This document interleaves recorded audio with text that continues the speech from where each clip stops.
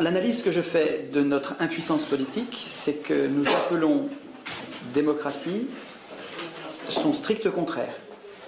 C'est-à-dire que ce qu'on appelle aujourd'hui démocratie, c'est pas du tout, mais pas du tout une démocratie, c'est une oligarchie aristocratique.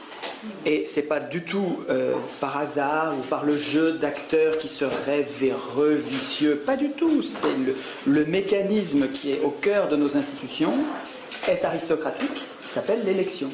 L'élection, ça consiste à choisir le meilleur aristocratie. Et on sait depuis des milliers d'années qu'une aristocratie débouche, se transforme toujours en oligarchie, c'est-à-dire le pouvoir de quelques-uns. Monarchie, c'est le pouvoir d'un seul. Démocratie, c'est le pouvoir du peuple. Démos, le peuple. Cratie, pouvoir.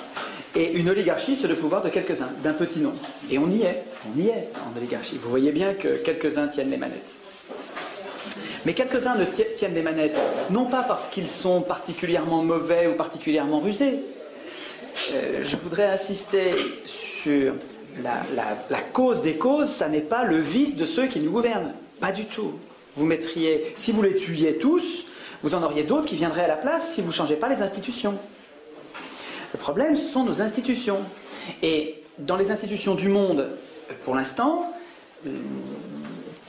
la procédure règne, celle qui est défendue par tout le monde, les gens de gauche, comme les multinationales, comme les banques. Et c'est ça qui est paradoxal. Je vous interrogerai à la fin là-dessus, c'est que des gens aussi différents, aux intérêts si différents, défendent l'élection, c'est louche. Excusez-moi, le fait que Goldman Sachs défende l'élection, c'est qu'elle n'a pas grand-chose à en craindre. Effectivement, Goldman Sachs finance intégralement, quasiment, l'élection du président qui ensuite sert ses intérêts. Mais ce n'est pas propre aux États-Unis. C'est comme ça dans toutes les soi-disant démocraties qui ne peuvent pas être des démocraties à cause de l'élection. Alors, puisque le régime actuel, ils ont réussi à l'appeler démocratie, la place est occupée. Et on n'arrive pas à désigner l'ennemi, puisqu'on nomme le régime qui nous pose problème du nom de ce qui réglerait le problème. C'est-à-dire qu'on appelle démocratie le problème. Le régime qui pose problème, on l'appelle du nom de la solution. Donc on a un problème de mots. Alors d'où ça vient ça? Et c'était un complot? Pas du tout. Pas du tout. D'abord, quand ceux qui ont conçu le régime actuel, ça s'est passé fin du XVIIIe.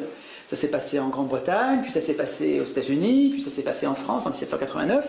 Mais en gros, fin du XVIIIe, se sont mis en place des institutions qu'on appelle, et qu'ils ont appelées, ils n'ont pas du tout appelé démocratie, ils savaient très bien ce qu'était la démocratie, ils connaissaient le monde athénien, ils étaient très cultivés, c'était des hellénistes, ils connaissaient le monde grec, mais ils n'en voulaient pas du tout.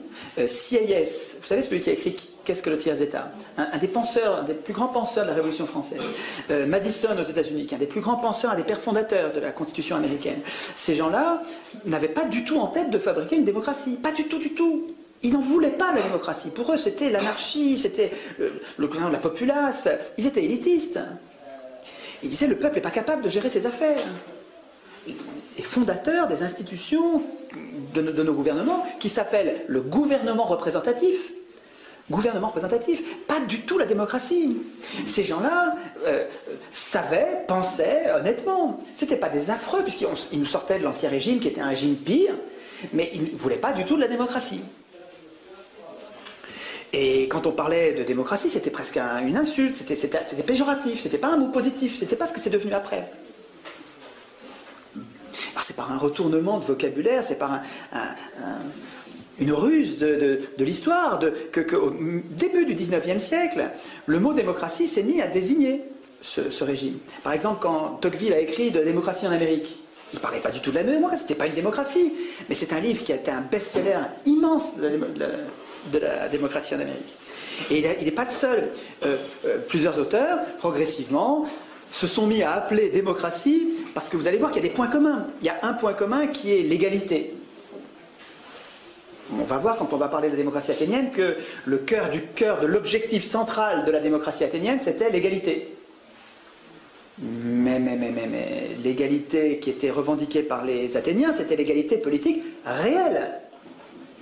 Alors que l'égalité du gouvernement représentatif, elle est formelle. Elle est complètement factice, en fait. Elle n'est pas réelle. Vous voyez bien que notre égalité, elle est sur des détails, elle n'est pas sur l'essentiel.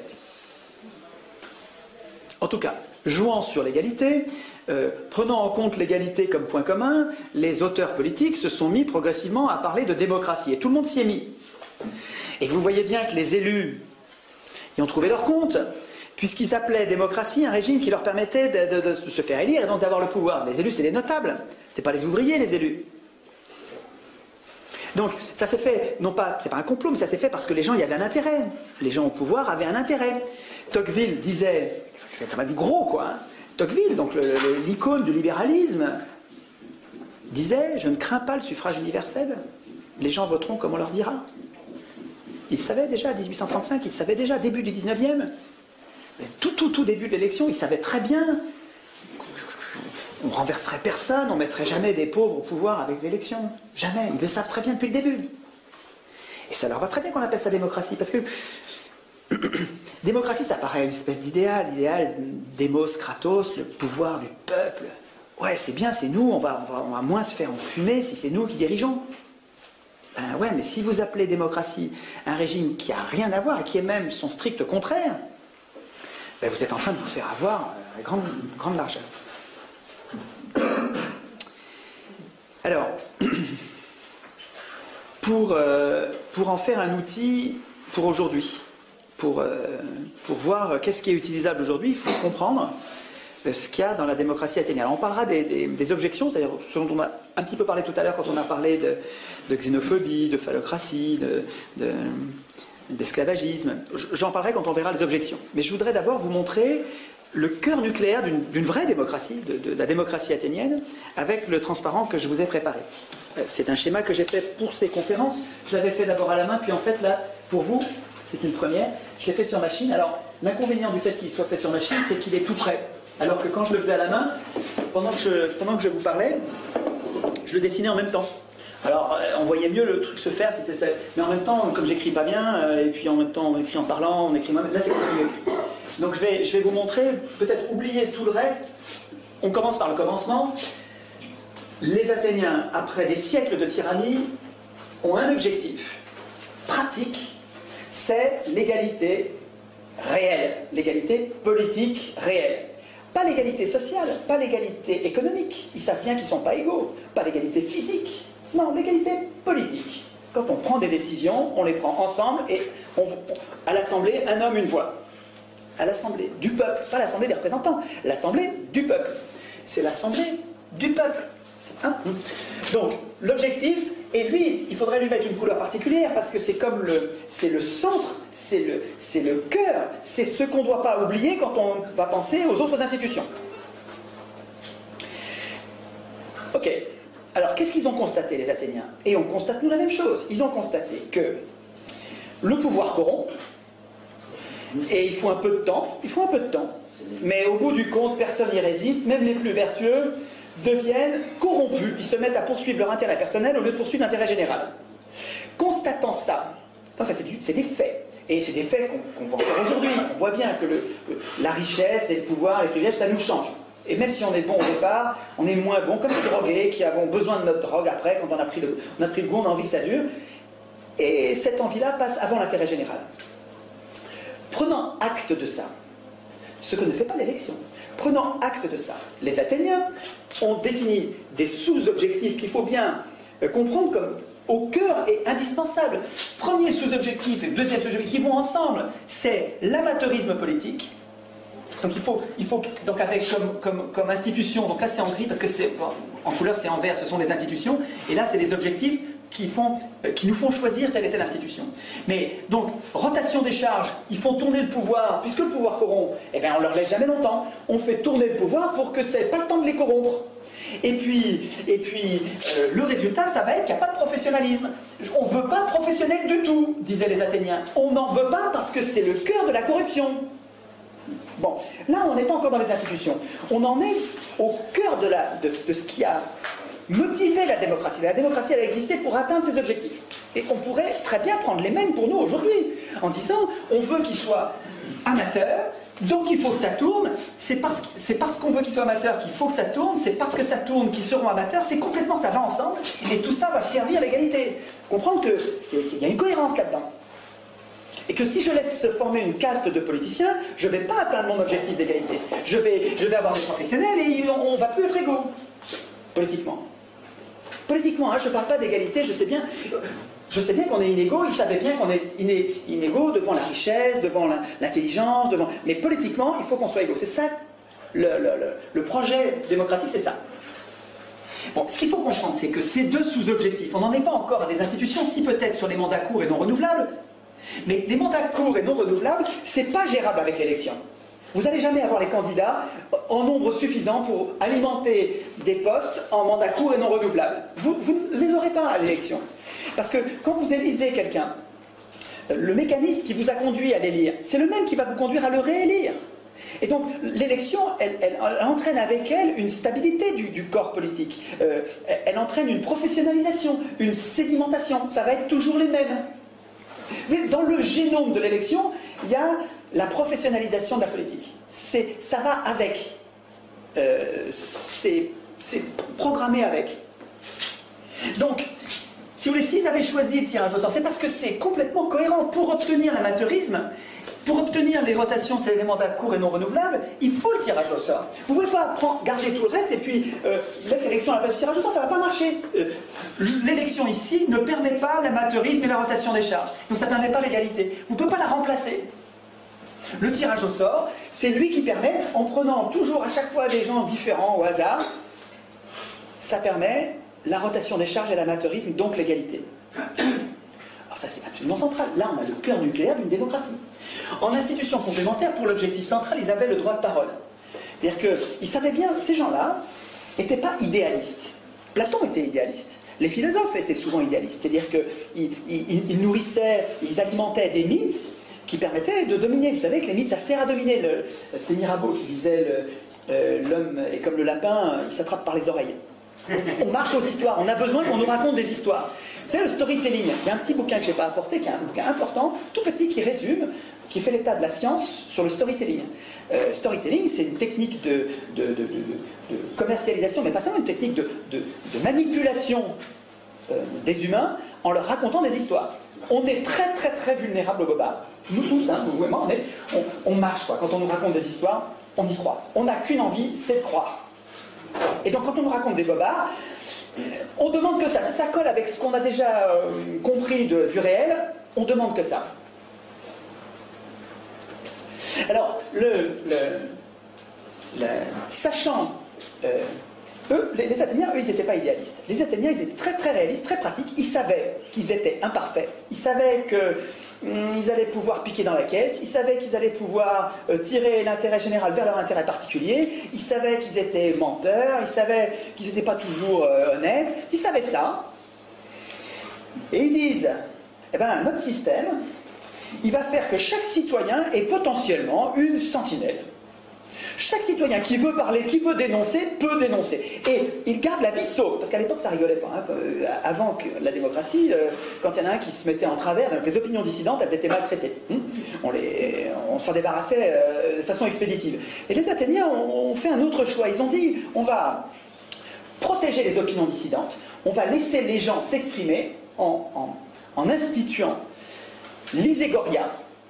À quoi ils tenaient plus que l'Isonomia ou d'autres institutions très importantes de la démocratie. L'Iségoria, pour eux, c'était un pilier de la démocratie. Ce pilier, c'est chacun à l'Assemblée peut prendre la parole à tout propos et à tout moment. Ils ne le faisaient pas. Il fallait, parce que quand on prenait la parole, on était écouté. Et on était volontiers ridiculisé quand on s'exprimait mal, quand on disait des bêtises, ça rigolait pas. Donc, mais tout le monde pouvait le faire. Et c'est très important que tout le monde... Donc c'était pas du tout le désordre à l'Assemblée. Hein. Il y avait les magistrats, c'est comme ça qu'on appelait les représentants tirés au sort. Leur boulot en partie c'était de faire régner une discipline à l'Assemblée, donc de vérifier que tout ça était ordonné. Et mais le fait que chaque citoyen qui avait une révolte, quelque chose à dire, puisse le dire en gardant la vie sauve à l'Assemblée, c'est absolument essentiel dans l'hygiène de la démocratie. C'est-à-dire que ça, c'est la garantie que les Athéniens se donnaient que la démocratie allait durer. Parce que toute dérive oligarchique, ils savaient bien qu'il y avait des dérives oligarchiques, mais chaque citoyen, ils étaient armés, je vous rappelle, hein, chaque citoyen avait le pouvoir, par les institutions qui le protégeaient, un peu comme aujourd'hui, nos institutions devraient protéger les donneurs d'alerte. Les gens comme Fabrice Nicolino, comme Denis Robert, comme cette dame qui a dénoncé le Mediator, Irène Frachon, voilà, c'est ça. Donc, les donneurs d'alerte, on en a quelques-uns, des gratinés quand même, on en a des courageux qui se donnent du mal. Il faudrait que les institutions les protègent particulièrement, un peu comme le droit du travail, protège particulièrement les délégués syndicaux ou les délégués du personnel. Bon, les institutions athéniennes garantissaient à chacun ce droit de parole. Ça s'appelle les égorias, c'est une institution essentielle. Et ça rendait les citoyens actifs. Le fait, quand vous donnez la parole aux gens et quand vous tenez compte de leurs paroles, mais les gens, ils se donnent du mal. Au contraire, quand vous avez des institutions qui font comme si ce que vous disiez n'avait aucune influence, ben ça dissuade les gens de se donner du mal. On se plaint aujourd'hui de citoyens passifs, mais les institutions rendent passifs. À quoi bon être actif, puisque de toute façon, ça ne changera rien. Imaginez à l'inverse des institutions qui soient ouvertes et qui font que vous puissiez changer quelque chose, vous allez devenir beaucoup plus actif. Regardez, en Suisse, qui n'est pas une panacée, mais qui est beaucoup plus démocratique, qui est probablement une des seules démocraties au monde avec le Venezuela peut-être, en Suisse, le fait que chaque citoyen puisse déclencher quasiment à lui seul, avec quelques amis co-signataires, puisse déclencher un référendum, c'est-à-dire poser la question à tous les Suisses. Non mais ça les rend vachement actifs. Quand vous allez en Suisse, c'est étonnant l'activité politique, quand vous en parlez, ces gens-là font de la politique. Beaucoup plus que nous. Alors c'est pas parfait, il reste... les Athéniens eux-mêmes se plaignaient de la passivité, hein, on n'est jamais content, on voudrait toujours que ce soit... Mais enfin, c'est quand même, la cité d'Athènes, c'est dans l'histoire des hommes, de ce qu'on connaît, c'est la plus grande activité politique qu'on ait jamais connue. Des institutions ouvertes font des citoyens actifs. Donc, et ces citoyens actifs alimentent l'amateurisme, rendent possible l'amateurisme. Et c'est parce qu'il y a un amateurisme que vous les rendez actifs aussi, parce qu'il y a une chance, chacun avait une chance d'être tiré au sort. Le tirage au sort, il rend plausible la possibilité que je sois un jour président d'Athènes. Un citoyen sur 4, le président d'Athènes était désigné au sort tous les jours. Tous les jours. Tiré au sort. Et donc chaque citoyen pouvait dire, dans ma vie j'ai été une fois président d'Athènes. Et aucun pouvait dire je l'ai été 2 fois, parce que c'était non renouvelable. Ça tournait, ça tournait. Et quand vous savez que dans le potentiel de ce qui va vous arriver, vous allez être un jour le porte-parole du groupe, et ça change complètement votre rapport à la politique. Vous vous mettez à faire de la politique de façon naturelle, parce que elle est partout la politique. Mais il ne faut pas mettre la charrue avant les bœufs, il ne faut pas attendre qu'on se mette à nous à faire de la politique, pour que les institutions changent. À mon avis, de bonnes institutions fabriqueront de bons citoyens. De bonnes institutions sont pédagogiques, elles sont une école. J'y reviendrai quand on parlera des jurés et de ce qu'en disait Tocqueville. Parce que Tocqueville a écrit des pages formidables. Tocqueville était un défenseur acharné, enfin un défenseur fervent du tirage au sort. Et les mots qu'il utilisait, je vous les lirai texto, parce que Tocqueville s'est merveilleusement exprimé, c'est beau ce qu'il dit. Alors, c'était un aristocrate qui, je pense profondément, était antidémocrate, mais qui était honnête, c'est-à-dire que quand il décrivait sa pensée, il essayait de voir le bon côté de chacun des points de vue. Et c'est ça qui fait que Tocqueville est aimé par tout le monde, parce que tout le monde arrive à trouver ce qu'il veut dans Tocqueville, c'est que Tocqueville ne montre pas vraiment ce qu'il pense. Il y a d'ailleurs une lettre de son frère, on a la correspondance de Tocqueville avec son frère, et Tocqueville faisait lire les chapitres de la démocratie en Amérique au fur et à mesure où il l'écrivait. Et on a une lettre dans laquelle son frère, je ne me souviens plus de son prénom, lui écrit à Alexis Tocqueville, et lui écrit en lui disant: ce chapitre que tu m'as envoyé là, on avait dit pourtant que tu montrerais pas ce que tu penses. Et là, j'ai vu ce que tu penses. Je l'ai vu. Il faut que tu le réécrives. Et donc il réécrivait, il pesait ce qu'il écrivait pour qu'on ne voit pas ce qu'il pense, et ça donnait à son écriture une force qui est extrêmement séduisante, parce que il montre les qualités de la démocratie, enfin de ce qu'il appelle la démocratie, parce que c'est pas du tout une démocratie, je rappelle, hein, mais enfin bon, c'est plus commode de l'appeler comme ça. Il décrit le régime américain avec ses forces et ses faiblesses, avec une honnêteté qui est utile pour nous aujourd'hui. Parce que c'est vrai que le régime représentatif tel qu'on le vit, il a des travers qui nous conduisent à la dictature. Une dictature douce que décrit Tocqueville et qui est celle qu'on vit en ce moment. Donc Tocqueville, malgré le fait qu'il soit antidémocrate, on y trouve des choses formidables. Et les passages sur le tirage au sort sont une pure merveille, on verra ça tout à l'heure. Donc, si vous voulez, le cœur nucléaire de la démocratie, c'est ça. C'est l'objectif les sous-objectifs et la procédure qui rend possible ces sous-objectifs. Si vous changez quelque chose là-dedans, vous perdez la démocratie, quoi. Alors, ils avaient peur du tirage au sort comme nous. Pareil, la même peur. C'était les mêmes humains. Et ils réfléchissaient bien, ils n'étaient pas loin d'être bêtes, c'est pas parce que c'était il y a 2500 ans, ils réfléchissaient exactement comme vous aujourd'hui, pareil. Peut-être plus parce qu'ils faisaient plus de politique. Et donc ils avaient peur de tirer au sort des abrutis. Alors d'abord, ils ne donnaient pas le pouvoir au tiré au sort. Le tiré au sort, c'était pas celui qui décidait. Celui qui décidait, c'était l'Assemblée. C'est pas les représentants, c'est l'Assemblée. Donc il faut pas imaginer qu'on remplace l'élection par le tirage au sort et puis on laisse le pouvoir comme le pouvoir aux élus. Pas du tout, ça marche pas comme ça. Il faut comprendre, la démocratie, c'est autre chose que notre système actuel. Alors il y a des points communs, puisqu'on prend des décisions collectives, il faut qu'on évalue les décisions collectives, il faut qu'on exécute les décisions collectives, il faut qu'on procède au jugement des conflits entre particuliers. Donc il y a des tas de points communs. Il faut qu'on atteigne des objectifs comparables, mais l'équilibre, la philosophie des institutions, il faut comprendre qu'elle change complètement. Alors on verra après comment, quand on est un grand nombre, ça peut continuer à fonctionner. Mais vous verrez qu'avec la fédération, avec la démocratie qui s'exerce à petite échelle, et avec la fédération qui remonte en pyramide avec des contrôles de pouvoir à tous les étages, c'est tout à fait imaginable. J'y reviendrai tout à l'heure sur la faisabilité aujourd'hui. Mais donc, je vous en parlais tout à l'heure avant qu'on fasse cette deuxième partie. Il se trouve que le tirage au sort entraîne mécaniquement et pratiquement sans exception, les exceptions elles sont marginales, une désynchronisation. C'est Hansen qui parle de ça. Il y a 2 livres absolument, là il y a plein de livres sur la démocratie athénienne qui sont vraiment formidables, mais l'histoire des Athéniens au quotidien, quand ils vont tirer au sort, les machines qu'ils utilisent, les problèmes qu'ils ont avec leur démocratie, c'est dans un très très très bon livre. Ce livre-là se lit, c'est un bonheur. On a l'impression de vivre une société qu'on aimerait vivre aujourd'hui. En tout cas, on sent bien ce qui est transposable dans... C'est quelqu'un qui aime la démocratie athénienne, qui écrit. Il s'appelle Hansen, et ça s'appelle La démocratie athénienne à l'époque de Démosthène.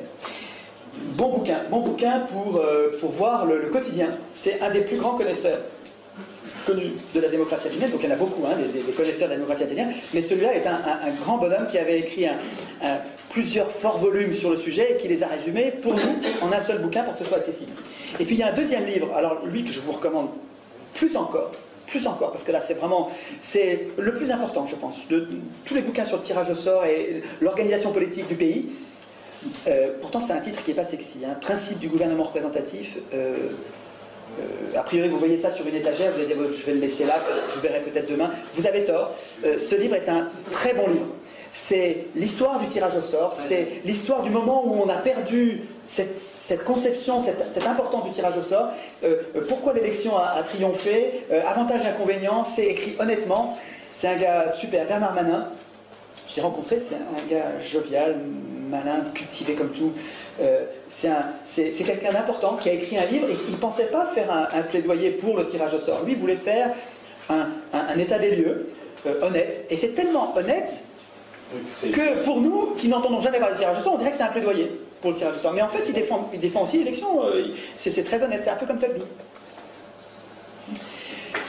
Donc, c'est Hansen qui décrit cette désynchronisation qui montre que les riches de l'époque n'avaient souvent aucun pouvoir politique. C'était des métèques, on les appelle, c'était des étrangers. Et souvent, les Athéniens les faisaient venir avec leur richesse, donc ils leur permettaient de s'installer en leur garantissant qu'on n'allait pas leur prendre leurs biens.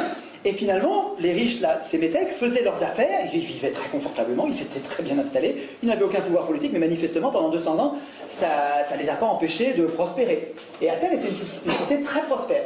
Alors, je dis pas, je sais qu'elle était colonialiste, qu'elle était guerrière, qu'elle faisait des expéditions, comme tous les peuples de l'époque. Je ne dis pas qu'il faut vivre comme les Athéniens, je dis juste que, par rapport aux autres cités de l'époque, c'était une cité d'une remarquable stabilité, d'une grande prospérité, avec une activité politique intense, et surtout, moi ce qui me paraît transposable aujourd'hui, et le germe qui m'intéresse, Castoriadis, un philosophe immense, disait que Athènes c'est pas un modèle, parce qu'il y a tas de choses qu'on ne veut pas de la société athénienne, mais c'est un germe. Et il me semble que le germe il est là, ce truc-là qui fait que les riches ne dirigent jamais. Ça vous fait pas quelque chose, ça, et que les pauvres dirigent toujours. Ah ben, bon sang. Ah ben, quand même. C'est quand même une grosse différence. En fait, c'est quoi? Oui, c'est un détail, on va passer à autre chose. Non, ben, réfléchissez. Alors, bon, en tout cas, le fait est que quand on regarde l'expérience de 200 ans d'expérience de tirage au sort et d'élection, dans le rapport riche-pauvre et exercice du pouvoir, c'est quasiment du négatif. C'est un radical opposé en résultat. Mais là, je parle de faits, je ne parle pas de mythes. Je ne parle pas de vache sacrée du suffrage universel comme conquête historique de la classe travailleuse. Regardez les faits. Qui dirige avec l'élection? Qui dirige avec l'élection? Les pauvres? Ben non, jamais. Ou marginalement, mais même quand c'est Blum qui se fait élire. Vous savez que Blum, avant, Blum désigne un ministre des Finances. C'était Auriol. Il désigne son ministre des Finances. Et comme d'habitude dans la Troisième République, élection, comme d'habitude dans la Troisième République, le ministre des Finances, avant de prendre son portefeuille et de commencer à faire son métier de ministre, il va où? Il va à la Banque de France. Dans le bureau de la Banque de France, le patron de la Banque de France, le gouverneur de la Banque de France, c'est en même temps le patron du comité des forges, donc c'est le patron du MEDEF de l'époque, c'est le même bonhomme. C'était privé à l'époque. C'était privé. Mais bien sûr, la Banque de France était privée, bien sûr, c'est complètement privé tout ça. Le ministre des Finances, avant de pouvoir être ministre des Finances, va promettre au gouverneur de la Banque de France, qui est en même temps patron du comité des forges, il va promettre quoi? Qu'il n'augmentera pas les salaires. C'est ça l'objectif. Et donc l'élection qui amène la gauche enfin au pouvoir, ben cette gauche, avant d'avoir le pouvoir, il faut qu'elle promette aux riches que le pire du pire est garanti pour nous. Donc l'élection, il faut comprendre que même quand on élit des gens qui, soi-disant, regardez, en 81, quoi, on élit Mitterrand. Moi je chantais, j'étais content. Mitterrand. Attends, combien de temps il a mis à nous trahir au dernier degré, à faire ce que jamais l'extrême droite aurait fait, jamais. C'est la gauche. C'est le résultat de l'élection. C'est lui qui a contribué le plus à la dette. Mais oui, à la dette, absolument. Il était à gauche de l'extrême droite. Il n'était même pas à gauche, il était à droite. Il était à droite, puis en fait, il nous enfume, tous ces gens-là nous enfument avec des mots, quoi, parce que je vous rappelle qu'on est très sensible au bobard. C'est-à-dire que l'histoire est révélée aussi avec Mitterrand, L'Oréal et tout ça. Parce que là, j'ai aussi la Banque fédérale américaine à travers les nazis. Mais bon, ça, on en parlera un autre jour. Alors, je crois que c'est pas la peine de développer sur la trahison des partis de gauche une fois au pouvoir. Je veux dire, on en a gros sur la patate tous. Je veux dire, c'est pas la peine de développer. J'ai aucune spécificité là-dessus. Moi, ce que je crois que ce qu'il y a d'original dans ce que je vous raconte, c'est sur l'alternative, qui n'est pas une alternative pour tout de suite. Je suis désolé. Ça va pas être immédiat. Il faut d'abord qu'on se passe le mot entre nous et qu'on soit des millions à défendre cette idée. Tant qu'on sera une poignée de 100 ou 1000 personnes, ça suffira pas, ça changera pas. Il faut que ça se diffuse. C'est-à-dire qu'il faut que chacun d'entre nous, on fasse ce boulot d'explication pour comprendre, quoi, pour arrêter de croire aux bobards, aux histoires, aux mythes, et puis qu'on regarde les faits. Et puis quand on regarde les faits, qu'on s'aperçoit que, attends, on est en train de nous dire que c'est ça le progrès social, mais qu'on n'arrive pas au progrès social tant que c'est les riches qui dirigent. Les riches, ils ne veulent pas du progrès social. Non. Et ben, regardez l'expérience des Athéniens, c'était il y a 2500 ans, et c'est quand même intéressant.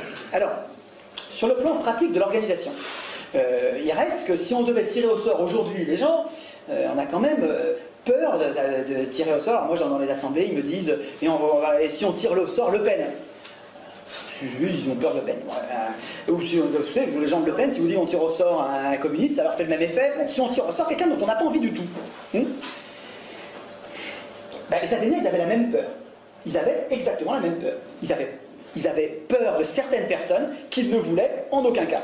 Ça existait aussi, déjà à l'époque. Et pourtant, c'est ça qu'ils ont choisi, et ça a très bien marché. Donc, c'est qu'ils ont trouvé autre chose. Alors, c'est cette partie-là dans laquelle j'ai regroupé une série d'institutions, donc elles sont toutes en vert. Vous trouvez ça sur le site, hein, vous le trouvez, et puis les commentaires, ce que je suis en train de vous dire, vous le trouvez aussi, puis y compris ce que j'aurais oublié, puisque là je parle en improvisant, mais je vais peut-être oublier un point ou deux, mais vous le retrouvez, il y a le texte, ce qui me semble être, en oubliant pas grand-chose, à dire en commentaire de ça. Donc c'est dans ces institutions-là que les Athéniens se sont protégés contre le tirage au sort, n'importe quoi. Alors, il faut comprendre que donc vous avez compris, c'est des mandats courts non renouvelables. Les mandats courts, c'était 6 mois, 1 an, rarement plus d'1 an, et non renouvelables. non renouvelable dans la même fonction. C'est-à-dire que si j'ai été tiré au sort pour une fonction, je peux être tiré au sort pour une autre fonction, mais plus pour celle-là. En tout cas, bon, il y avait des variations. En tout cas, ça c'était absolument essentiel. Je mets ça dans les institutions. Le cœur du cœur d'une démocratie, c'est au centre. Ça, si vous retirez ça, ça y est, vous avez perdu la démocratie. Alors, donc il y a des mandats, et donc il y a des contrôles. Et c'est ça qui est très important. Il faudra que je pense à dire ça au moment de la synthèse, parce qu'entre l'élection et le tirage au sort, le fond du fond, ce qui fait que c'est malin, c'est le fond du fond. Mais j'y viendrai après. Donc le mandat est l'objet de plein de contrôles, des contrôles avant, des contrôles pendant, des contrôles à la fin du mandat et des contrôles après le mandat. Donc c'est le contrôle, ils en avaient tout fin. Il faut comprendre que le tirage au sort, ils avaient peur. C'était pas la même chose que les élus aujourd'hui. Je ne sais pas si vous voyez la différence. Les tirs au sort, ils avaient le sens d'une responsabilité, d'un devoir. Ils ne venaient pas se goinfrer en étant impunis de tout, irresponsables. Ça n'a rien à voir. Donc, alors, avant le mandat, qu'est-ce qu'il y avait comme contrôle pour éviter de tirer au sort n'importe qui? Il y avait le volontariat, c'est-à-dire que n'étaient tirés au sort que ceux qui se présentaient le matin à l'Assemblée, donc ils étaient 6 000 à peu près en gros à l'Assemblée, ça variait suivant les époques, mais en gros, et il y en avait en gros 2 000 qui se présentaient pour le tirage au sort de la journée. Alors il y avait une machine, un clérothérion. Sur le site, vous trouverez le fonctionnement. Il y a un très bon bouquin de Saint-Omer, Le pouvoir au peuple. Un bouquin vraiment, vraiment très, très intéressant qui montre toutes les expériences actuelles et passées, mais il y en a beaucoup d'actuels de tirage au sort dans les institutions du monde. Et donc c'est un florilège d'expériences avec les échecs, les réussites. C'est assez enthousiasmant parce que là, vous apercevez que c'est pas que théorique, ça marche. Il y a des tas de gens qui le pratiquent. Pourquoi je parlais de ça? Je parlais du clérothérion, parce que là-dedans, il y a un chapitre, son chapitre 2, dans lequel il explique le fonctionnement du clérothérion. Et qu'il explique que tous les matins, les boules blanches, les boules noires, c'est marrant à voir, c'était très matériel, tout le monde pouvait vérifier, un peu comme nous dans les bureaux de vote, vous pouvez y aller, vous avez intérêt à y aller pour vérifier que tout se passe bien. Là, c'est pareil, le clérothérion, la machine à tirer au sort, tout le monde pouvait regarder, puis c'est assez rustique, donc c'est difficile de tricher, c'est pas un ordinateur. Le coût des machines à voter par ordinateur, sont les armes quoi, pour le casser. On y va avec une hache, quoi, hein, parce que là c'est évident qu'on va se faire enfumer. Quoi. Les machines à voter, il ne faut pas accepter les machines à voter, c'est évident. Mais on s'est fait enfumer déjà. C'est déjà le cas, c'est fou qu'on les fait. En tout cas, le matin, il y avait du volontariat. Alors ce que soulignait Montesquieu, c'est que cette institution du volontariat, ça on pourrait discuter sur le forum de mon site, on discute sur le fait de savoir est-ce qu'on tire au sort parmi des volontaires, ou est-ce qu'on tire au sort parmi tout le monde et on leur permet de refuser, ce qui fait qu'on ne retient que les volontaires, mais volontaire, ça n'a pas le même sens, suivant qu'ils soient volontaires avant ou qu'ils veuillent bien après. Parce que celui qui veut avant, c'est quelqu'un qui veut le pouvoir. Alors en fait, quand c'est quotidien et que ça tourne comme ça, et que c'est mandat court non renouvelable, on ne peut pas dire ça comme ça. C'est pas la même chose que pour les élections. Ouais. Mais enfin, quand même, notez la différence. Quand quelqu'un est candidat, ça n'a pas le même goût que quand il a été désigné, il n'a rien demandé, et il accepte pour le bien commun. Et vous allez voir qu'il y a plein de gens qui ne veulent pas le pouvoir, mais qui acceptent de le faire parce que c'est comme ça que ça marche, parce que c'est des gens bons. Et il y en a plein comme ça. Et ces gens-là n'ont pas du tout les mêmes qualités que ceux qui sont actuellement au pouvoir, qui sont là, évidemment, pour se goinfrer. Enfin, c'est incroyable. Enfin, on va me traiter de populiste, de démagogue, de fasciste bientôt, je sens, parce que je suis anti-parlementaire, et puis bientôt de nazi. Voilà. N'empêche que quand vous voyez quelqu'un qui a à la fois, qui cumule plusieurs mandats de député, de conseiller de ceci, de conseiller de cela, et puis qui en plus va faire des gages d'avocat pour se goinfrer encore quelques dizaines de milliers d'euros de plus, mais c'est à vomir, c'est vraiment de la cupidité.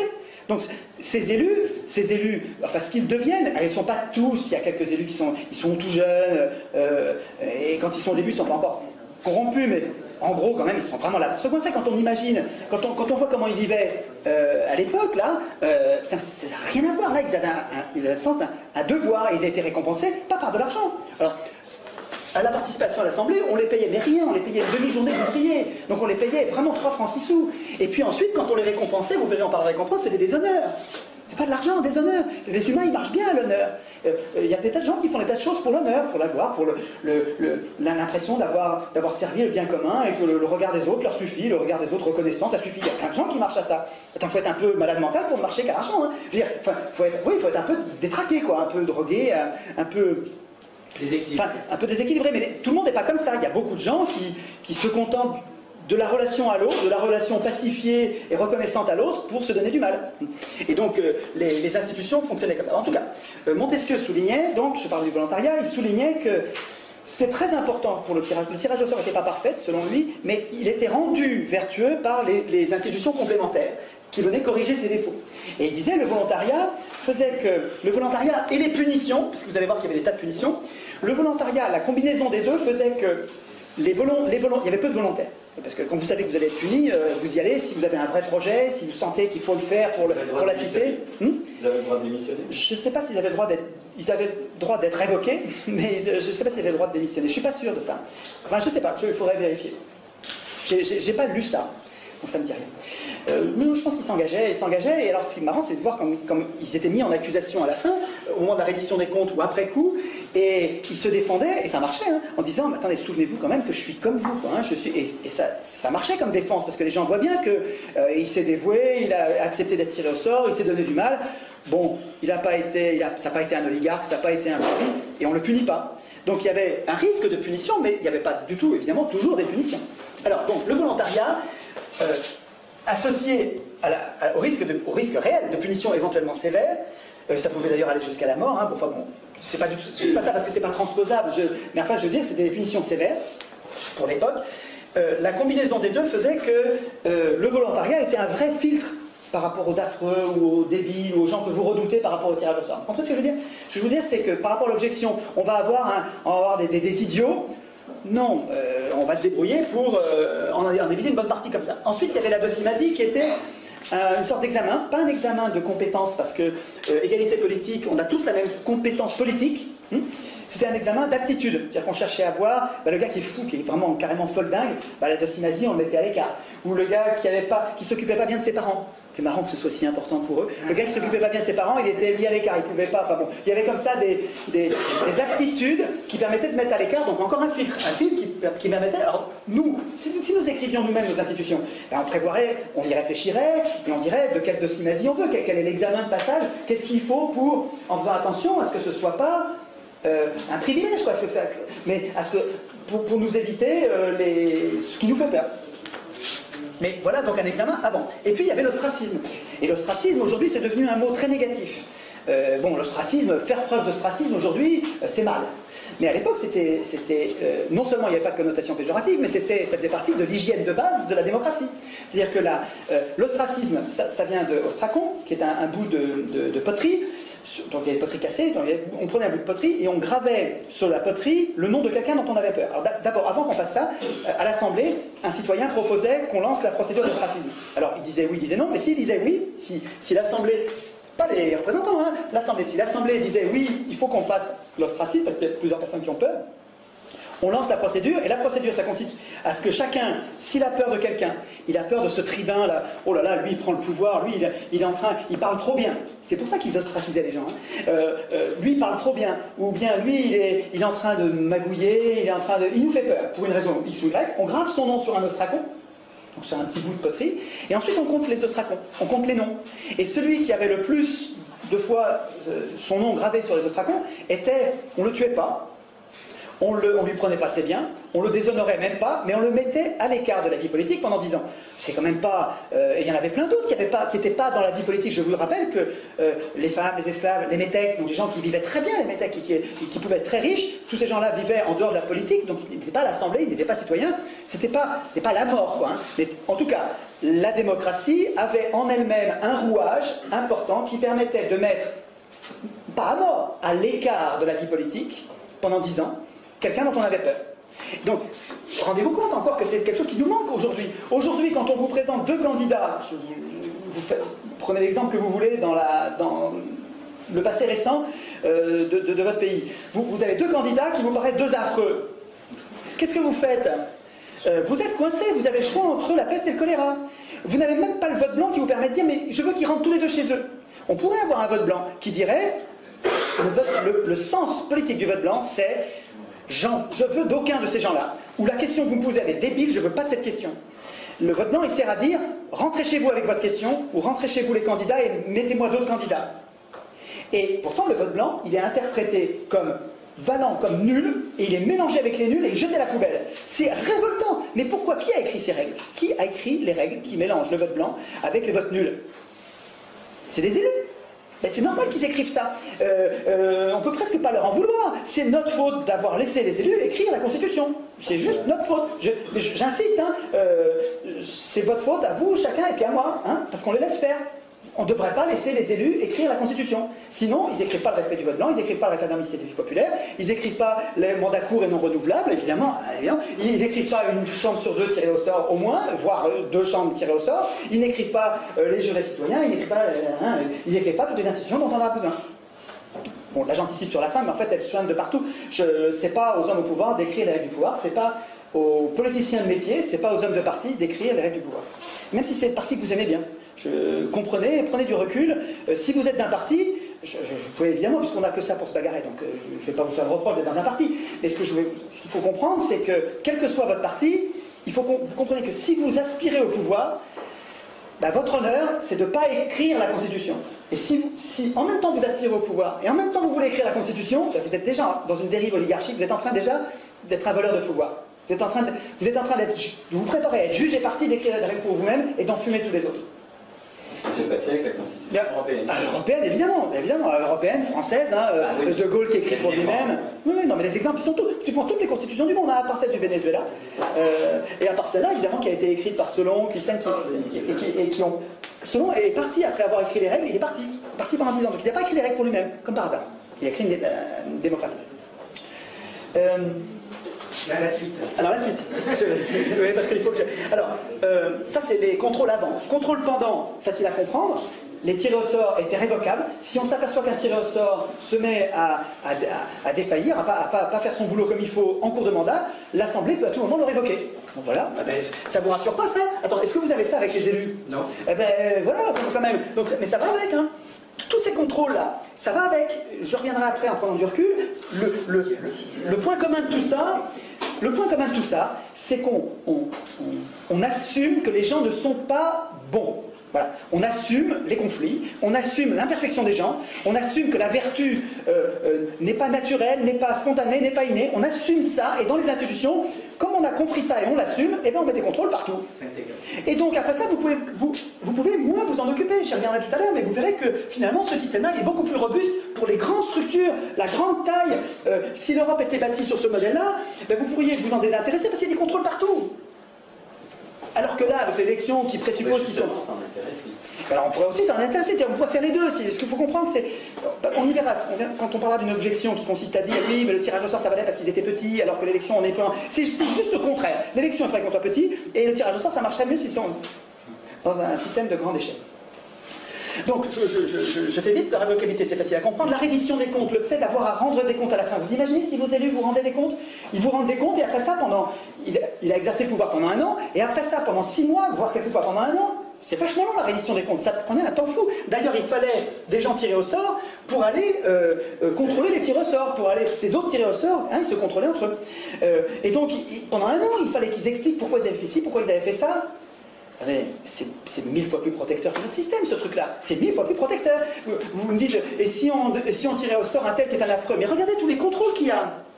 Donc je vous dis, c'est pas le tirage au sort à la place de l'élection. On réfléchit, on n'est pas obligé de le faire bêtement. On peut le faire comme ils l'ont fait, c'est en réfléchissant. C'est-à-dire qu'on fait le tirage au sort parce qu'on a un objectif qu'on veut atteindre, et comme on voit qu'il y a des inconvénients, on fait des institutions qui vont avec les inconvénients.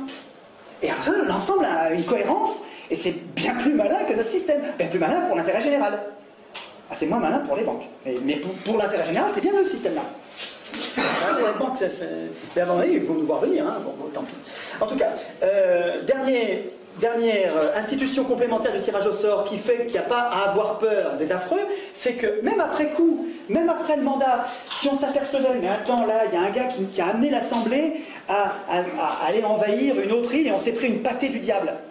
Donc le gars qui nous a amené à prendre cette décision, donc c'était les angéliques, c'était la possibilité de mettre en cause publiquement, donc d'accuser publiquement, donc ça veut dire que n'importe qui devient potentiellement l'accusateur de quelqu'un qui a fait du tort à la démocratie, Alors peut-être qu'il faut le tempérer, ça, hein, je vous donne juste des pistes tout ça pour nous, hein, et après ça on verra peut-être qu'il faut limiter les contrôles, qu'il n'y en ait pas trop pour pas paralyser les gens. Hein, donc, en tout cas, dans les institutions athéniennes, ça rigolait pas. Après la fin du mandat, l'Assemblée pouvait changer de décision en disant non mais là ce qu'on a fait c'est une bêtise, on revient dessus, ça s'appelait le graphé paranomon, une procédure qui permettait de revenir et de changer, c'est-à-dire que mais oui, exactement. La société athénienne avait bâti des institutions qui lui permettaient, comme n'importe quel être vivant, de prendre des décisions et de savoir que peut-être elle allait se tromper, et quand elle se trompait, de changer, de revenir en arrière. Ils ont fabriqué un corps capable de, comme n'importe quel être vivant, de corriger et de revenir en arrière, de s'adapter. C'est tellement plus malin. C'est tellement plus malin. Bon, en tout cas, tout ça est bien plus protecteur que nos systèmes actuels, et finalement l'ensemble, compte tenu de ce résultat qui est quand même absolument décisif pour la prospérité et le bien commun, ça devrait se tester, quoi. La deuxième partie de ce que j'ai à vous dire, c'est les objections et les réfutations. Alors, il y a 4 ou 5 objections courantes. Donc la première objection, c'est « mais on va mettre des affreux aux manettes ». Avec votre système. On va mettre des salauds ou des abrutis, des affreux aux manettes. Pas du tout. D'abord, c'est pas aux manettes. Celui que vous tirez au sort, il va pas avoir les manettes. C'est pas les représentants qui exercent le pouvoir, c'est l'Assemblée. Donc les représentants, ils nous aident, ils font tout ce que l'Assemblée ne peut pas faire. Ils préparent l'ordre du jour, ils affichent l'ordre du jour, ils vérifient la discipline dans l'Assemblée, ils exécutent les décisions, ils procèdent au tirage au sort, ils vont s'occuper de la reddition des comptes et éventuellement des punitions. Ils font tout ce que l'Assemblée ne peut pas faire. Mais en fait, ils sont nos serviteurs. Ils ne sont pas nos maîtres. Avec l'élection, on choisit nos maîtres. Avec le tirage au sort, on dit mais non, mais on n'a pas de maître. C'est pas du tout pareil, il ne s'agit pas juste d'une procédure à changer. Une démocratie, c'est autre chose que ce qu'on connaît. Ce qu'on connaît aujourd'hui, ça consiste à désigner nos maîtres. Qu'on appelle représentants. Et qui s'appellent nos représentants, mais pour mieux nous tromper, quoi. Enfin, vous voyez bien qu'ils nous trompent, quoi. Il n'y a pas besoin de faire un dessin. Bon, donc, à l'objection, mais on va désigner les affreux, on va mettre des affreux aux manettes. D'abord, il faut répondre, on ne va pas les mettre aux manettes, c'est pas eux qui ont les manettes, c'est tiré au sort. Et deuxièmement, les affreux, il y a plein d'institutions pour les filtrer. Je reviens pas, hein, il y a plein d'institutions pour s'en débarrasser, les punir. Donc il n'y a rien à craindre là-dessus. Enfin, moi je trouve qu'il y a en tout cas beaucoup moins à craindre, parce que vous trouvez que l'élection, ça ne met pas en place les affreux, on dirait que ça les choisit. On dirait que les pires gouvernent. Mais d'ailleurs,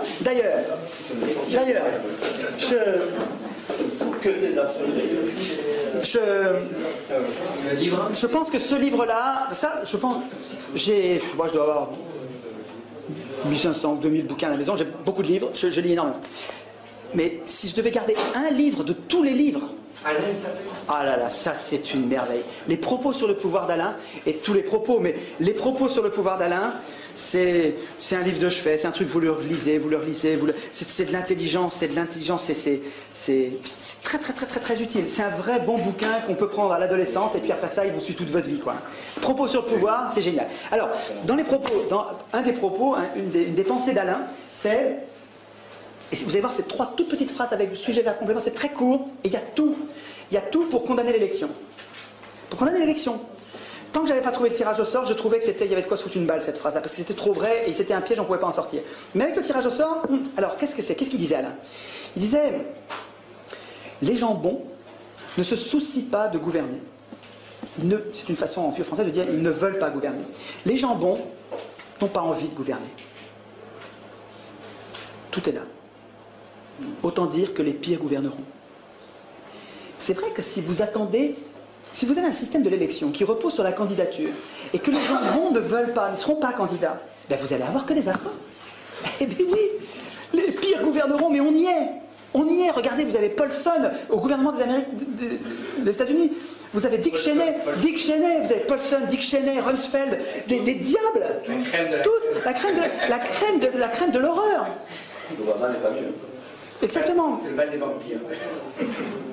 Et en France, vous avez Sarkozy, en Italie, vous avez Berlusconi, en Angleterre, vous avez Tony Blair, vous avez les pires. Des pires, Tout à l'heure j'ai dit prostituées, mais il ne faut pas que je dise ça, parce que c'est pas gentil pour les prostituées. Il faut trouver un mot plus grave que ça, parce que les prostituées, nous on est prostituées, nous aussi, enfin prostituées, on fait pas exprès, hein. On est prostituées, on fait pas exprès. Non, c'est pire que, c'est les affreux, c'est bien, c'est un bon mot les affreux. Les affreux, j'aime. Donc on va pas dire prostituées, parce que les prostituées sont nos amis, mais on va dire les affreux. Deuxième objection, et vous allez voir quand vous allez, parce que vous allez, si vous jouez le jeu que je vous propose, qui consiste à, si la graine germe dans votre tête, à aller vous-même en planter d'autres, parce que ça marchera que comme ça. Je vous dis, si nous sommes 40 à être convaincus de ça, puis qu'on en reste là, ça changera rien. Voilà, rien. Si par contre, la graine que je vous propose de cultiver, non seulement vous la faites grandir, vous allez lire, vous la renforcez vous-même, vous lui mettez de l'eau, de l'engrais, elle devient belle dans votre tête, et puis que vous allez la semer ailleurs, vous aussi, dans 40, alors là, oui, ça va se développer très vite. Ah, là, oui, très vite. Donc, les objections dont je vous parle, il faut que vous les connaissiez, et puis vous connaissiez les réfutations, parce que ils vont vous répondre la même chose, les gens, ce que je vous dis. Donc, la deuxième objection, c'est... vous êtes en train de nous appliquer un régime qui marchait à petite échelle, mais aujourd'hui, à grande échelle, c'est pas possible ton truc. Alors 2 minutes. L'élection, là, ça fait le pari qu'on connaît les gens, puisqu'on élit, ça veut dire qu'on les connaît. Non. Ah bah si. Ah, bah, comment tu fais pour élire? C'est-à-dire choisir si tu ne les connais pas. Intrinsèquement, ce qui est dit dans l'élection, sinon c'est du foutage de gueule ouvert, c'est que ce qui est dit dans l'élection, c'est qu'on connaît les gens. Et c'est pas tout, puisque l'élection est censée être le seul contre-pouvoir, la seule punition quand ils déconnent, c'est de ne pas les réélire. Ça veut dire que ça suppose qu'on sait ce qu'ils ont fait pendant qu'ils étaient élus. Tout ça, c'est du foutage de gueule quand on est au niveau d'un État ou au niveau de l'Europe. Est-ce que vous savez, est-ce que vous connaissez les gens que vous avez élus au niveau de l'Europe? Pas du tout. Vous en savez, vous avez vu trois fois, vous l'avez vu 30 secondes à la télé, et puis quand il est en Europe là-bas, vous ne voyez rien, vous ne savez pas du tout ce qu'il fait. Donc l'élection, elle n'est pas du tout adaptée à la grande taille. Elle est adaptée à la petite taille. La commune, vous connaissez votre maire, vous le voyez tous les jours. Vous pouvez l'interpeller, il vous connaît, vous le connaissez. L'élection, elle marche bien à petite échelle. Et puis comme l'élection fait le choix, enfin elle fait le pari idéaliste, le pari non réaliste, que les gens sont vertueux, que les élus, comme par miracle, deviendraient des dieux qui sont capables de décider, ils sont compétents sur tous les sujets, le nucléaire, les OGM, tout ça ils sont compétents, et donc il n'y a pas de contrôle, parce que soi-disant les élus sont la représentation de la nation, et donc on leur fait confiance, et donc il n'y a pas de contrôle, mais tout ça est complètement contradictoire avec la grande taille. Je veux dire, un organisme de grande taille, il a besoin de ça. Il a besoin de ça, il a besoin de plein de contrôles, il a besoin d'avoir assumé que les gens ne sont pas bons naturellement, et qu'il faut des contrôles partout. Ben oui, il faut des contrôles, mais ils n'aiment pas ça, mais tant pis, c'est pas eux qui décident. Ben tant pis, c'est pas eux qui décident. Ah si c'est eux qui décident, ils ne vont pas mettre de contrôle. Ben regardez, là aujourd'hui, et c'est eux qui écrivent les constitutions. Et bien ils mettent des contrôles nulle part. C'est normal. C'est notre faute à nous, parce qu'on les laisse écrire les constitutions. C'est pas à eux d'écrire les constitutions. Donc, quand on vous dit, ouais, le tirage au sort, ça marchait quand ils étaient petits, sur une petite cité, et ça marchait pas dans le grand, c'est le contraire. Objection suivante que je repère, c'est on me dit, mais alors avec votre système, on va tout le temps changer d'avis, ça c'est jamais le même. Vous tirez au sort tous les jours le bonhomme. Mais attendez, vous allez changer d'avis tous les jours. Comment allez-vous faire pour avoir une politique de long terme, avoir une espèce de vision d'avenir? Tu vois, c'est ça qu'ils vous disent en disant le tirage au sort, vous allez avoir n'importe quoi, vous changez de bonhomme, vous changez de politique, vous allez gouverner en zigzag. D'abord, pourquoi pas gouverner en zigzag? Tout ce qui est vivant fonctionne comme ça. Vous prenez n'importe quel enfant qui apprend que ça brûle, ben, la prochaine fois il ira pas, il est en zigzag. Oui, il y a été une fois, puis il ira pas une deuxième fois. Et tout ce qui est vivant fonctionne comme ça. Pourquoi pas la société moderne avec une assemblée qui se tromperait et qui dirigerait en zigzag? Première parenthèse. Mais surtout, cette objection qui consiste à dire on va changer tout le temps d'avis, c'est pas vrai, c'est pas les tirés au sort qui décident. C'est pas les tirés au sort qui décident, c'est l'Assemblée. Et l'Assemblée, elle est stable, c'est tout le temps le même peuple. L'Assemblée, les Athéniens n'avaient pas un problème de zigzag en décidant, c'était toujours les mêmes qui décidaient. Alors, ils étaient une trentaine de milliers et ils étaient que 6000 à l'Assemblée. Donc ils n'y étaient pas tout le temps, hein, ils bossaient, et puis de temps en temps ils allaient à l'Assemblée. Quand ça leur pétait, ils allaient à l'Assemblée. Donc quand vous avez envie d'aller à l'Assemblée, vous y allez, puis quand c'est plein, vous reviendrez demain. Mais à l'Assemblée, il y avait en gros un corps de citoyens qui était... Vous savez, quand vous parlez à l'Assemblée des problèmes de la cité, est-ce qu'on va faire, est-ce qu'on va ouvrir une mine ceci, est-ce qu'on va faire un cela, qu'est-ce qu'on va faire de cette terre, sur ce marécage, est-ce qu'on va la sécher, pas la sécher. Enfin, quand vous discutez à l'Assemblée, vous-même, vous discutez des problèmes de la cité, quand vous sortez de l'Assemblée, vous allez en parler autour de vous. Et en fait, toute la cité, elle est imprégnée en permanence des problèmes de la cité. C'est-à-dire que la délégation, elle est pas du tout impérative, c'est pas du tout une fatalité, le fait d'avoir abandonné votre pouvoir à des élus. C'est des élus qui ont décidé ça, c'est pas vous. Est-ce qu'un jour vous avez dit, moi je tiens à l'élection et je renonce au tirage au sort? Vous saviez même pas que le tirage au sort existait. Non, je veux dire, ce sont des élus qui ont décidé qu'il fallait les élire. Donc c'est pas du tout une fatalité. Donc on changerait d'avis tout le temps, à mon avis c'est une objection qui ne tient pas la route. Objection suivante, vous allez forcément désigner des incompétents. Nous vivons dans un monde complexe. Écoutez mon vieux, on est allé à l'heure du nucléaire, c'est quand même la géostratégie mondiale, avec des choses quand même très très très compliquées. Vous allez désigner n'importe qui, vous allez désigner des incompétents. C'est une blague. Vous trouvez que les élus sont compétents? Est-ce que vous savez combien de bombes atomiques ont été larguées dans l'atmosphère? Je dis bien dans l'atmosphère. Vous savez, Fukushima, c'est un peu des petites vapeurs. Là, je vous parle de bombes atomiques. C'est pas des petites... Non, je dis des petites vapeurs par rapport... Est-ce que vous savez ce que c'est qu'une bombe atomique? Dans l'atmosphère. J'ai vu, vous voyez le bordel radioactif que c'est. Alors, c'est une bombe atomique. Vous savez combien ils en ont acheté depuis 1945? Les élus, là, les responsables, les compétents, les gens... Non, on ne va pas désigner n'importe qui, on va désigner des gens qui sont capables de faire des choses compétentes.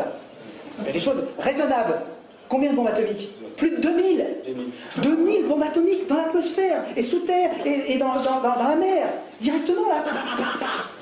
Il y a une animation, il y a un artiste qui a fait donc une recension de toutes les explosions, avec leurs dates, et qui a fait une petite vidéo qui dure, je ne sais plus, une dizaine de minutes.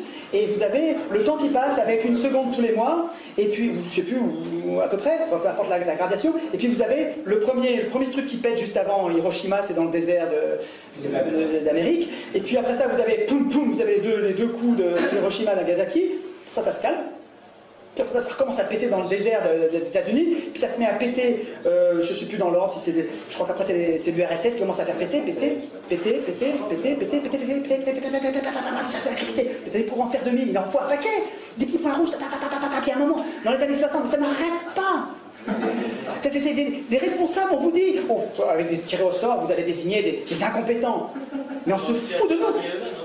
Hein? Les Français, ils ont réussi à s'irradier eux-mêmes. Eh bien complètement, mais attendez, mais c'est que quand vous faites péter une bombe atomique, vous n'irradiez pas que vous-même, vous irradiez toute la planète, et puis ça va rester pendant des millions d'années, toutes ces particules. Enfin bon, bref.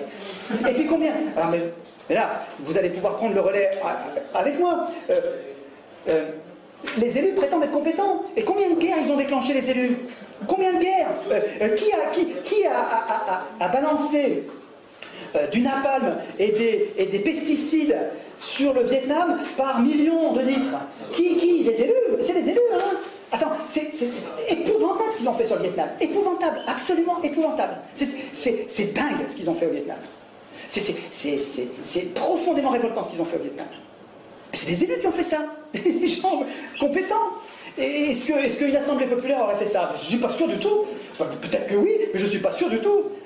Et quand on fait des assemblées, vous trouvez dans ce bouquin-là, là, sur le pouvoir au peuple de Saint-Omer, quand vous voyez ce que décident des assemblées de citoyens tirés au sort. Par exemple, au Mali, il y a une assemblée de citoyens tirés au sort qui ont réfléchi sur les OGM. Donc on a tiré au sort sur les listes électorales des gens qui ne connaissaient rien aux OGM, rien de rien. Voilà. Vous aviez des mères au foyer, des syndicalistes, des paysans, il y avait des avocats, de tous les métiers, tirés au sort. Donc vous aviez une assemblée de gens qui ne connaissaient pas le sujet. Et puis pendant des mois, ils avaient de l'argent pour le faire, ils avaient une enceinte, ils avaient des locaux pour recevoir les gens, ils ont fait venir les gens de Monsanto en leur posant la question, alors, pourquoi est-ce qu'il faut les OGM? Alors les gens de Monsanto ont expliqué pourquoi il fallait les OGM. Ensuite ils ont fait venir les gens de la Confédération Paysanne, pourquoi vous ne voulez pas les OGM? Les gens ont expliqué pourquoi ils n'en voulaient pas. Ensuite ils ont fait venir les gens de Bayer, donc un autre céréalier, en disant voilà pourquoi on le veut. Ensuite ils ont fait venir les paysans d'Amérique latine qui utilisaient des OGM depuis longtemps, en disant pourquoi vous avez fait ça? Et puis vous êtes content, est-ce que vous n'êtes pas content? Et puis pourquoi vous avez continué? Qu'est-ce qu'il y a des problèmes? Est-ce que tout se passe bien? Il faut revenir les gens de Monsanto en disant ils nous ont dit que, qu'est-ce que vous répondez? Et puis pendant ce temps, tout le monde regardait. Tout ça, c'était diffusé à la télé, à la radio, les gens pouvaient être là dans l'enceinte, les citoyens pouvaient proposer qu'on pose des questions, dire posez-lui la question parce que effectivement, on pose la question. Mais au bout de 6 mois, ces gens-là sont bien plus compétents que n'importe quel parlementaire au monde. Parlementaire qui doit traiter tous les sujets. C'est une blague. Là, eux, ils se concentrent sur un sujet. Ils ne sont pas intéressés, ils ne sont pas payés par les labos. Ils n'ont pas une réélection à assurer. Ils n'ont pas été financés par personne. Ils ont juste une mission, tout le monde les regarde. Ils vont devenir les gens, pas les experts, ils vont devenir des gens éclairés, bien plus éclairés que n'importe quoi d'autre, que n'importe qui d'autre. Et ça c'est un modèle de démocratie. Une démocratie, des institutions qui prépareraient un parlement tiré au sort. Tiré au sort des gens qui savent qu'ils ne savent pas. C'est 1000 fois mieux que les élections qui se la pètent et il y a des gens qui sont élus et qui croient qu'ils sont dieux. Là, vous avez des gens qui sont tirés au sort, ils savent qu'ils ne savent pas, qu'est-ce qu'ils font? Sur chaque sujet de société, au lieu de décider eux à la place des autres, eux qui sont tirés au sort et qui savent que demain ils vont revenir dans la population normale. Et ces gens-là, les institutions vont les aider, vont les inciter à désigner une autre assemblée tirée au sort qui, elle, va être spécialisée sur le problème qui leur est soumis.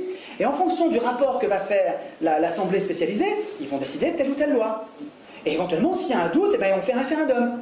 C'est-à-dire que tous les gens décident par référendum. Ça n'a pas le même goût. Vous comprenez ça? Alors finalement, sur l'assemblée des OGM, l'assemblée du Mali, là, elle a décidé qu'à l'unanimité, c'est assez parlant, à l'unanimité, c'est plutôt non, parce qu'on n'a pas compris à quoi ça sert, on n'est pas sûr que ça va être bien, et on n'a pas la preuve que c'est pas dangereux. Donc, non, à l'unanimité. Eh ben, je sais pas, moi je trouve ça plus parlant qu'une bande d'experts qui sont payés par les labos, très majoritairement les labos qui fabriquent les OGM. Je trouve que c'est évidemment mieux. Donc, cette histoire de compétences, c'est des conneries. Le parlementaire médecin qui vient d'être élu, ou le prof qui vient d'être élu, sur le nucléaire, il connaît rien. Sur le réchauffement climatique, il connaît rien. Ce qui va faire sa compétence, je ne dis pas qu'il ne va pas être compétent, il va être compétent quand il va se mettre à bosser sur un dossier. Il va devenir compétent. C'est son travail qui va le rendre compétent. Mais c'est pareil pour n'importe quel tiré au sort. Les tirés au sort, ils ne sont pas compétents parce qu'ils sont tirés au sort, parce qu'ils sont élus, ils sont compétents parce qu'ils bossent. Et c'est leur boulot qui va les rendre compétents. Donc, on désignerait forcément des incompétents. C'est des sottises.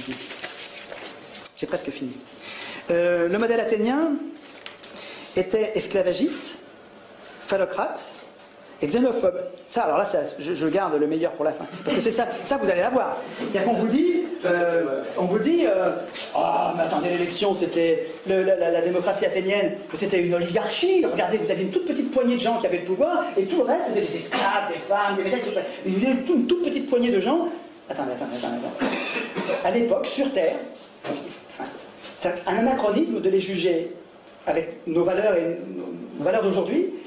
Alors qu'eux étaient à l'époque, alors que c'était impossible de ne pas être esclavagiste à l'époque. C'était très marginal, quoi. Quand vous avez tout le monde autour de vous, tout ce qui existe, c'est esclavagiste, vous êtes esclavagiste comme tout le monde, quoi. C'est comme si on disait, nous, on a des chiens et des chats. Voilà, c'est comme si on disait que nous, on mangeait des vaches. Attendez, le jour où ça va être décidé, le jour où l'humanité, je crois que ça arrivera un jour, où on décidera que tuer un animal, c'est comme tuer un homme. Et que, en fait, on peut se nourrir avec de la nourriture artificielle et qui a le même goût, c'est même bien meilleur. Attends, à chaque fois que tu manges ce pavé de bœuf artificiel, fait avec du pétrole, je m'en fous, n'importe quoi, c'est meilleur que la meilleure des côtes de bœuf que jamais personne n'a mangé quand il a mangé une côte de bœuf.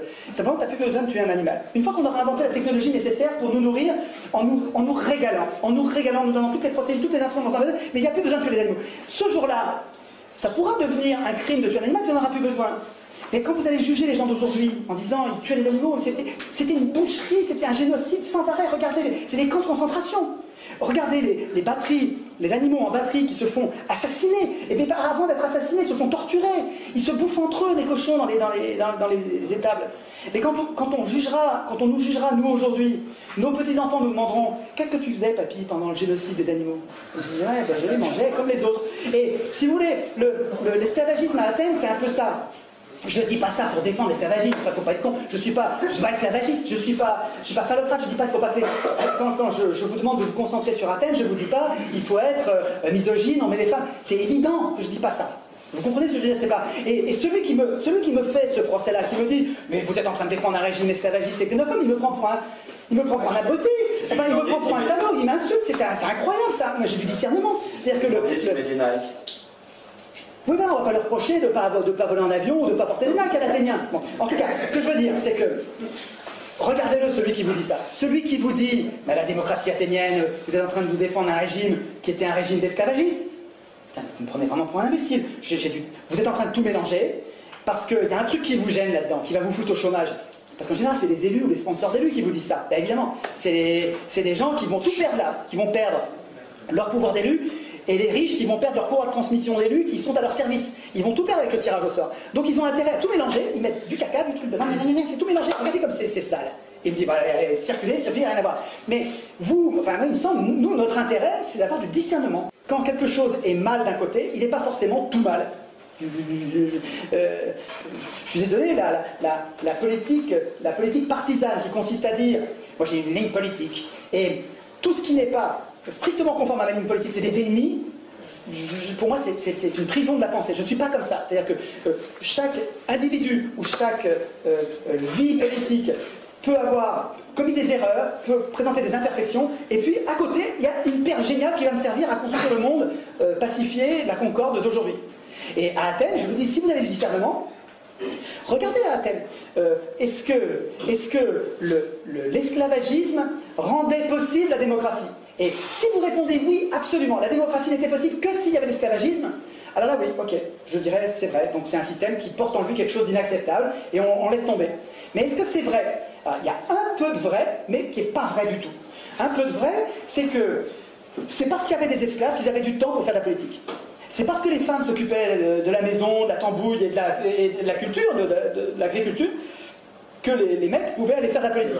C'est vrai, ça c'est vrai. Mais aujourd'hui, avec le pétrole, les énergies fossiles, avec les machines, on a des esclaves de fer qui remplaceraient mille fois plus de travail et de temps libéré que les esclaves de chair de l'époque. C'est-à-dire qu'avec les machines, de simples machines, on pourrait très bien travailler beaucoup moins et avoir le temps de faire de la politique, et puis pas que de la politique, faire aussi de la philosophie, de la musique, des conversations, et jouer.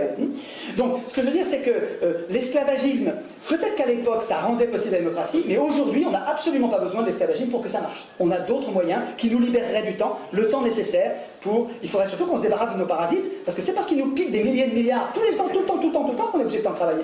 Si les richesses que nous créons, par notre activité, par notre industrie, par nos efforts, si nous les répartissions correctement, sans se les faire piquer par quelques privilégiés, on aurait beaucoup moins besoin de travailler. Beaucoup moins, genre 2 jours par semaine. Et la retraite à 50 ans. Et oui. Mais oui, il suffit de se débarrasser de nos parasites. Mais pas les parasites, pas les gueux qui volent la mobilette, ou qui sont... c'est pas du parasitisme, c'est rien ça. Je parle de gros parasites. Des parasites qui vous volent des milliers de milliards, les vrais, c'est ceux-là qu'il faut s'occuper en priorité. Les obèses financiers. Les obèses financiers. On aurait beaucoup de choses à... Donc, sur l'objection, vous avez compris que sur l'objection, modèle athénien, esclavagiste, phallocrate, xénophobe, pour moi c'est hors sujet. Je trouve. Si je prends du recul sur tout ça, comment se fait-il Qu'est-ce qui permet d'être sûr que ça marchera toujours comme ça? Comment se fait-il qu'un système tiré au sort, où on désigne au sort nos représentants, ceux qui nous aident à exercer le pouvoir, comment ça se fait que ça désynchronise la puissance politique et la puissance économique? Et comment ça se fait que ça nous protège mieux contre les abus de pouvoir? Et comment se fait-il que l'élection, au contraire, rende non seulement possible, mais impunit tous les abus de pouvoir, et nous sélectionne quasiment tout le temps les pires? Ben, il me semble, et j'en ai parlé un petit peu, mais c'est le moment d'en reparler, parce que je crois que c'est au moment de finir, au moment de conclure, c'est vraiment, on est sur l'essentiel. Il me semble que l'élection repose sur un mythe. Repose sur une histoire qu'on nous raconte, et qui ne correspond pas du tout à la réalité, qui est contredit même par les faits. C'est-à-dire que tous les faits montrent le contraire. Le mythe de l'élection, c'est que nous sommes capables de choisir de bons maîtres, et parce que nous les avons choisis, ils vont être bons. Ça, c'est un mythe. Ça ne marche pas. L'expérience nous montre que quand on teste, mais sur 200 ans, c'est long, quand on teste l'élection dans tous les pays du monde, à toutes les époques, l'élection, ça consiste à la mise au pouvoir des plus riches, ou des serviteurs des plus riches. Ça sert à ça, hein. Alors, je ne sais pas si ça sert à ça, parce que je ne suis pas sûr qu'au début, Sieyès et Madison aient voulu le gouvernement des riches. Ils ont peut-être voulu le gouvernement des bons, des aristos, des vrais aristos. Mais je ne leur fais pas le procès d'intention d'avoir comploté, d'avoir su à l'avance, peu importe d'ailleurs. Le résultat, le fait est que l'élection permet aux riches d'acheter le pouvoir comme on achète une voiture. Ils sont je parle pas des riches, nous sommes riches par rapport à des gens qui sont plus pauvres que nous. Je vous parle des ultra riches, je vous parle de l'hyperclasse, des gens extrêmement riches, des gens... Est-ce que vous êtes capable de corrompre quelqu'un? Non, pourtant vous êtes riche par rapport à certains pauvres, hein. Nous sommes riches, mais... Non, je vous parle de... On peut jouer sur les mots là, hein. Je vous parle des riches capables de corrompre quelqu'un. Pour être capable de corrompre quelqu'un, il faut avoir beaucoup d'argent. Et manifestement, de fait, l'élection, par le jeu de la campagne électorale, hein, et par l'acquisition des médias, la possibilité qu'on leur laisse d'acheter les médias, donc de fabriquer l'opinion, d'influencer l'opinion au point quasiment de la fabriquer, ça devient des vrais... Je dois avoir 20 ou 30 livres sur les manipulations par les médias, les techniques de manipulation, c'est incroyable, ça devient une science exacte. Et donc l'élection permet aux riches d'acheter le pouvoir. L'élection permet aux riches économiques d'acheter le pouvoir politique. Et c'est l'élection qui rend la synchronisation entre les deux. C'est l'élection qui fait qu'on est impuissant politiquement. C'est l'élection de l'Assemblée constituante qui fait que c'est des gens qui écrivent des règles pour eux-mêmes et qui ensuite écrivent des règles qui font que tout pourra se jouer en dehors de nous après. L'escroquerie politique, c'est de nous faire croire que le régime actuel, c'est la démocratie. C'est quand même, vous vous rendez compte, bon ça fait 1 heure que j'en parle, mais vous rendez compte maintenant de l'énormité qu'il y a entre le nom qu'on donne à notre régime aujourd'hui et ce qu'il est vraiment. Est-ce que vous comprenez que c'est ça le piège? C'est ça, on n'arrive pas à fabriquer l'alternative parce que on a, si vous voulez, vous savez, il y a une image que j'aime bien, j'en parle pas là mais ça me vient là maintenant, c'est les chefs indiens, les Indiens d'Amérique, étaient des sociétés avec des chefs et sans pouvoir. C'est marrant comme tout, c'est Pierre Classe qui explique ça. Il a vécu avec eux et c'est vraiment les travaux d'anthropologues tout à fait marrants parce que ils savaient, les Indiens savaient qu'ils avaient à craindre du chef, un peu comme les Athéniens savaient, ils ne voulaient pas que... Donc eux, les Indiens, ils se sont débrouillés autrement avec les chefs. Ils ont fait un grand fauteuil de chef, ils ont pris un bonhomme, ils l'ont désigné, il ne peut pas refuser, et s'il refuse, il se fait zigouiller, donc il accepte. Et on le met à la place du chef. Et le chef, il n'a pas de pouvoir. Il a juste le pouvoir de parler.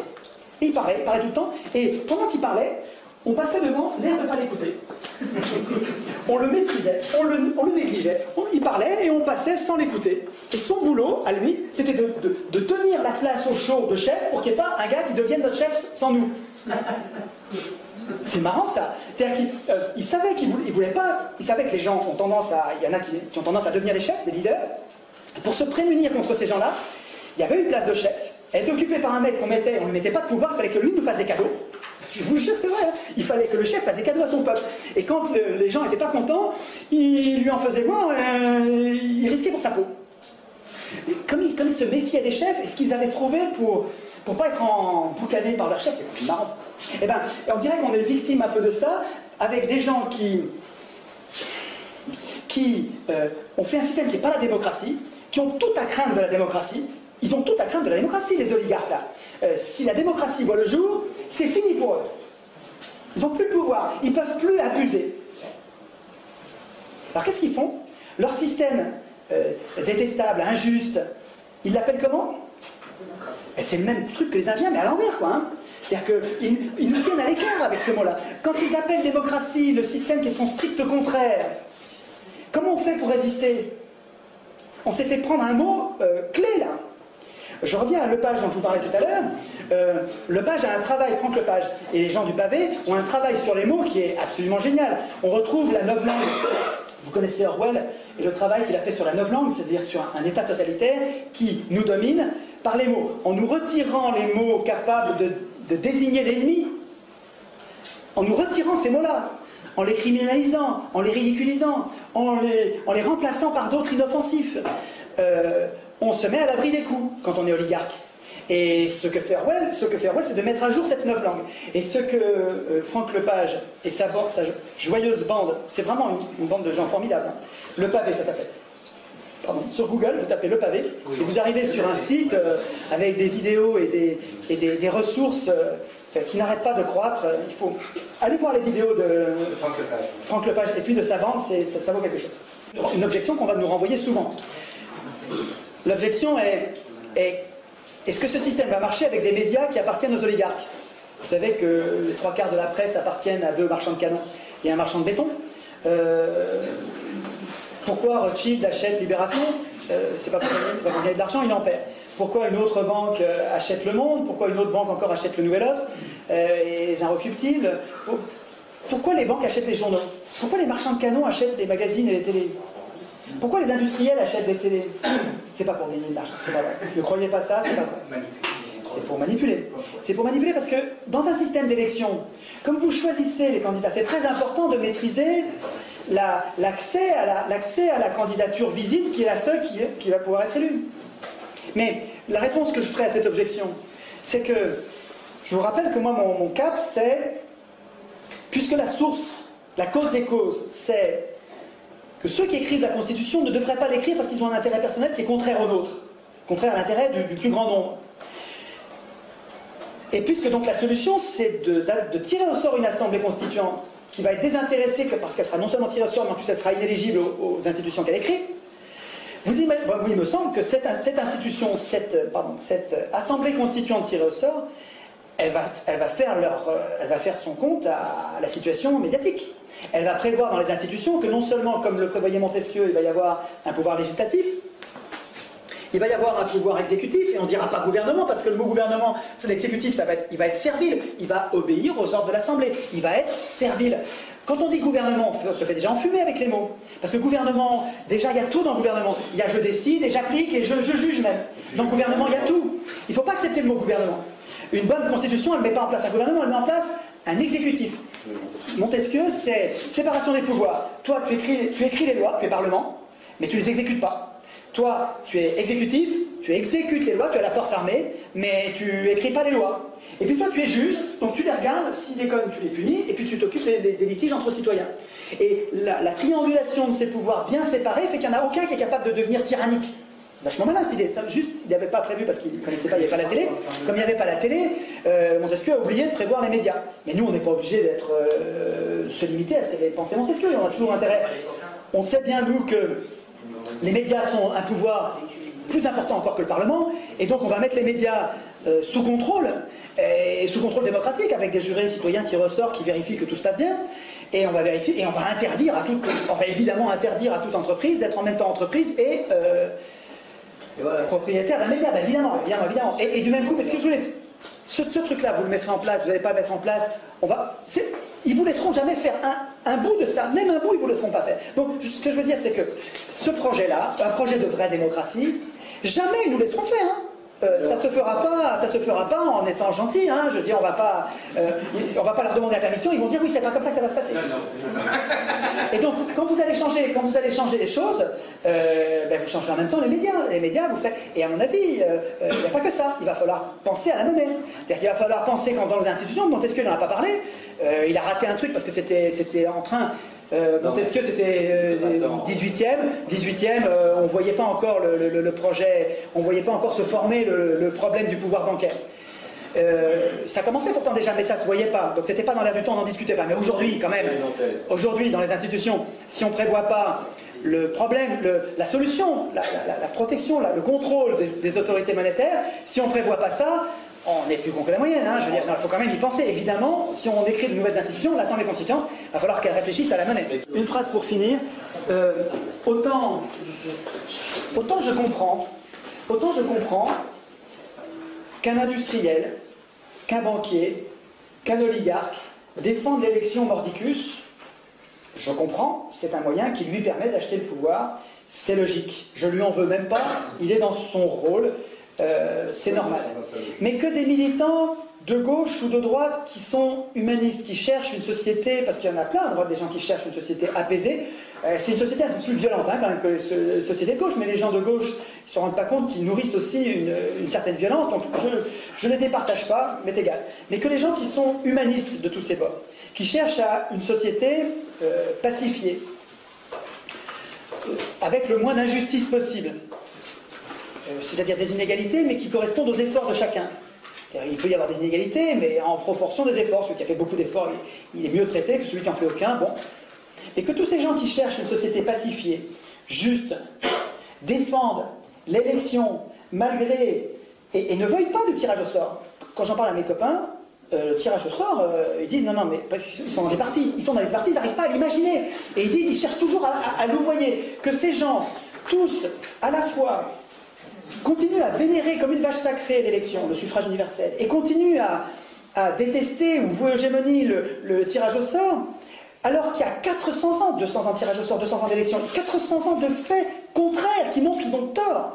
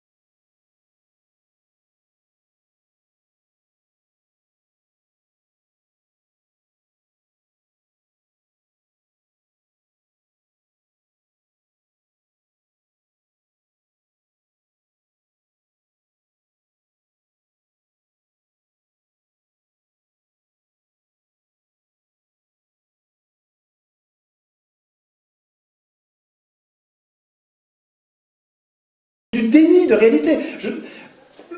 Le patron de supermarché, je comprends. Le militant humaniste, je ne comprends pas. Ça me paraît incompréhensible.